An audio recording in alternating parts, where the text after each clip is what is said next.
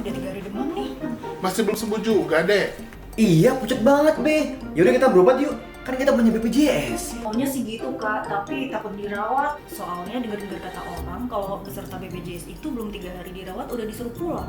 Nah iya, di grup bapak-bapak kompleks juga ada bahas itu juga loh. Ini nih yang bikin hara-huru. Huru hara. Nah, itu maksudnya.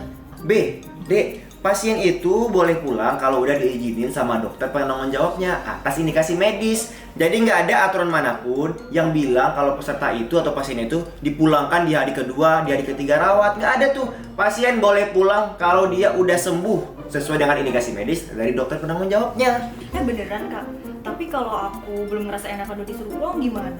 Nah, itu kita perlu komunikasi sama dokternya. Kita bisa curhat sama dokternya kalau kita masih sakit atau masih kurang enak. Biar dokternya bisa memeriksa atau mengecek kondisi pasien pada saat itu. Oh gitu ya, Yong. Gue kira ada aturannya, disuruh pulang kalau udah 3 hari. Wah, ini gak bener informasinya nih. Mesti hati-hati kita. Iya, Be, nggak bener. Yaudah deh, yuk kita berobat. Dah, Yong. Yang sakit kan adek lu. Kenapa tangan gue yang lu ambil? Lah, Babe kan sakit juga. Itu pucet. Gue belum makan.